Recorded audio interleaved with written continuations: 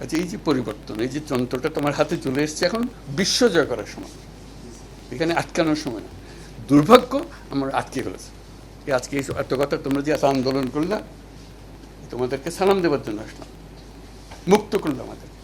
আজকে যে গেলাম আবু সঈদের বাড়িতে,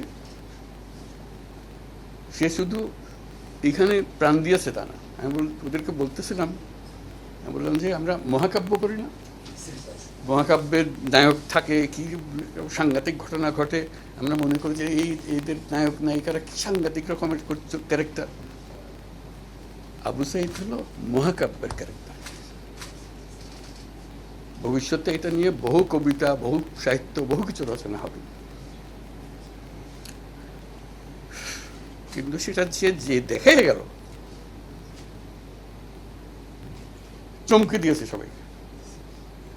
এই একমাত্র ওই যেটা তাকে গুলিটা খাইয়া যে ছবিটা দেখলো, আর মানুষকে থামানো যায় না, আর থামানোর উপায় নেই। সবাই তখন মনে হচ্ছে আমি তো আবু সাঈদ, আমি তো আবু সাঈদ, মারও কত মারতে পারবো, সে যখন নিচে আমিও নেব। সারা দুনিয়া চমকে গেছে। তোমরা যেটা করেছো এটা শুধু বাংলাদেশের ঘটনা না, এখন সবাই দেখতেছে এটা কি বিষয়। কেন একটা সরকার, এই ছাত্ররা কিভাবে উঠে হতে পারে, তোমরা করছো। এবং যেটা করছো, এই যে আমি বারবার বলছি, এটা আমাদের দ্বিতীয় বিজয় উৎসব।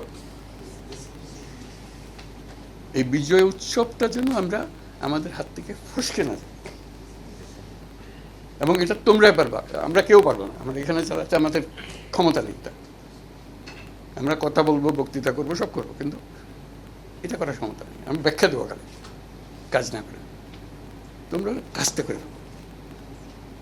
এই কাজের জন্য এই যে আজকে রংপুরের যদি আসলাম, রংপুরের বহু কাহিনী, এই যে বেগম রোকেয়ার বিশ্ববিদ্যালয়ে যে আসলাম, তার কাহিনী আমরা ছোটবেলার থেকে পড়ে আসতেছি, বেগম রোকেয়ার কাহিনী। তো কাজে এটা ছোটখাটো বিষয় না, বিশ্ব পরিপ্রেক্ষিতের বিষয়। আমাদের যারা তরুণদের বয়সের সীমা অতিক্রম করে গেছে, মেহেরবানি করে আপনারা রাস্তা ছেড়ে দেন। আপনারা প্রতিবন্ধকতা করতেছেন। এদের এই যে শক্তি, প্রাণ শক্তি যেটা আছে, ওরাই সব নিয়ে যাবে বাড়ি করে। এই মাঝখানে এইসব খেচার মাছের ঘিরা মাঝখানে ওদেরকে আটকে রাখতেছে। আমরা ভীষণ আটকে গেছিলাম, সেই আটকানি থেকে আমরা এখন বেরিয়ে আসতে চাচ্ছি। সেই জন্য তোমাদেরকে অভিনন্দন। সবাই, আমরা সবার জন্য একটা তালি দিই। রংপুর যেটা করেছে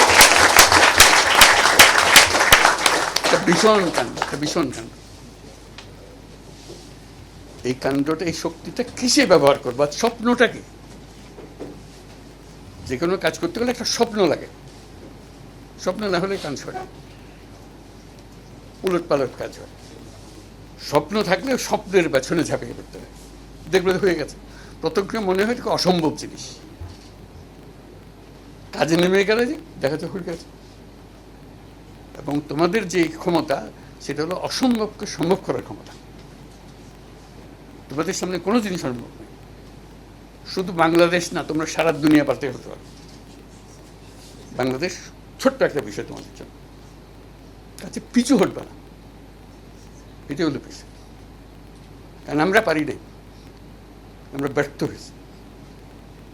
তোমরা যে জায়গায় চলে যাওয়ার কথা ছিল, তোমাদেরকে আমরা সে জায়গায় নিয়ে যেতে পারি, সেটাই আমাদের ব্যর্থতা। তোমরা যেন ব্যর্থ না হও।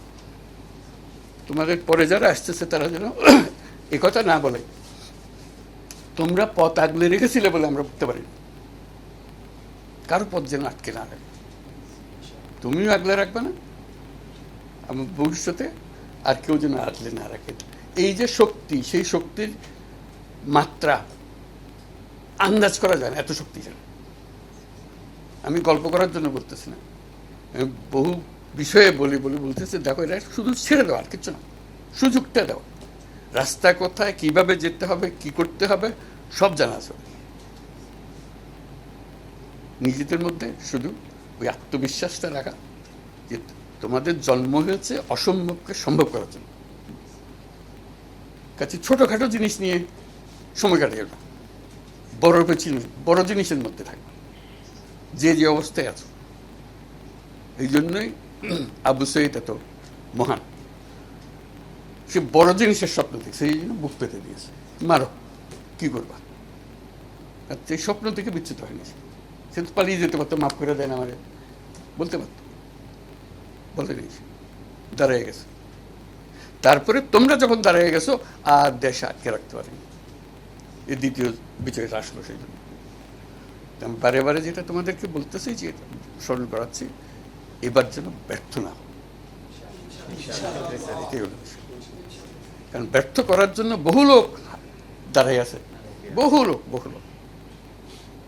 তা তোমরা জানো, তোমাদেরকে ব্যর্থ করে দেওয়ার জন্য বলে যা আছে কপালে। এই আমাদের জেনারেশন, অর্থাৎ তোমাদের জেনারেশন বলে আমাদের জেনারেশন সব কেটে ফেলো, সব বাদ দিয়ে দেবো, আমরা একদম পরিষ্কার করে দেবো, যা আছে পরিষ্কার না করা পর্যন্ত আমাদের ছুটি নেই। এটাই হচ্ছে।